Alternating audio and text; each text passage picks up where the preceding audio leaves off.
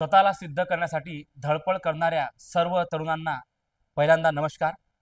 लक्षात घ्या, नेहमी पोरांचे फोन असतात, मेसेज असतात की सर 2 अंकी संख्याचा गुणाकार कसा करायचा, 4 अंकी संख्याचा गुणाकार कसा करायचा, 3 अंकी संख्याचा गुणाकार भागाकार कसा करायचा. बरोबर आहे, कारण हे जरा सगळं बेसिक गणिताचं.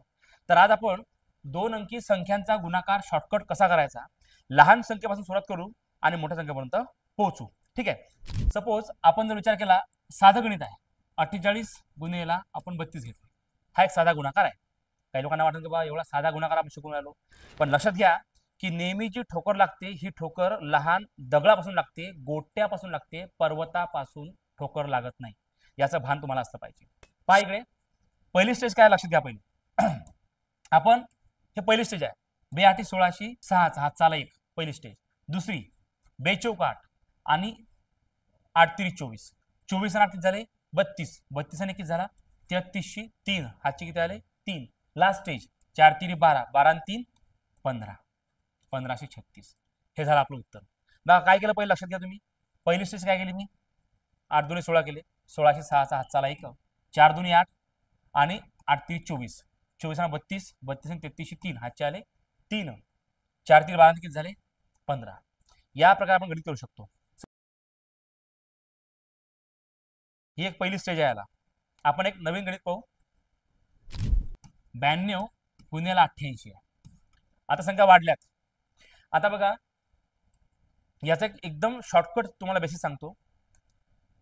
कोणत्याही संख्येचा बेसिक आहे एक नंबर जो असतो तो असतो 100. पाय किती आहे आता 100. आता मला सांगा 92 मध्ये किती टाकले किंवा 100 मधून किती काढले म्हणजे 92 राहतील 8. बेरीज 100 करायची. 88 मध्ये किती टाकले म्हणजे 100 होतील किंवा 100 मधून किती काढले म्हणजे 88 राहतील, तर उत्तर येईल 12. हे कळलं का पहिल्यांदा, हे समजून घ्या. हे झालं बेसिक. तुम्हाला बेरीज 100 करायची आहे, लक्षात घ्या. मला गुणाकार शिकवायचा आहे, पण पहा मी काय करून राहिलो. झालं. आता काय करायचं बघा, म्हणजे 92 + 8 100 झालेत, 88 + 12 100 झालेत. आता ह्या संख्येचा करायचा गुणाकार, 12 8 96 झाले. पहिलं का. दुसरं बघा, तिरप्या संख्या ह्याच्यात 92 आणि 12 किंवा 88 आणि 8. एक तर 92 मधून 12 काढा तुमचे 80 राहतील, किंवा 88 मधून 8 काढा तुमचे 80 राहतील. उत्तर संपलं. म्हणजे तुम्हाला गुणाकार करायचा होता आणि पहा मी काय केलं. या ठिकाणी अशा प्रकारे तुम्ही गणित करू शकता. उत्तर संपलं. असेच तुम्ही बरेचसे गणित करू शकता. लक्षात घ्या. आपण पुन्हा एक नवीन गणित घेऊ. पहा इकडे मी जर इथे लिहिलं 86 गुणिले, इथे लिहिले मी 97. बरोबर. आता 86 मध्ये किती टाकले म्हणजे 100 होतील रे, तर 14. 97 मध्ये किती टाकले म्हणजे 100 होतील रे बाबा, तर 3. झालं. 14 3 42. ओके. 86 मधून 3 काढा 83 राहिले. झालं उत्तर.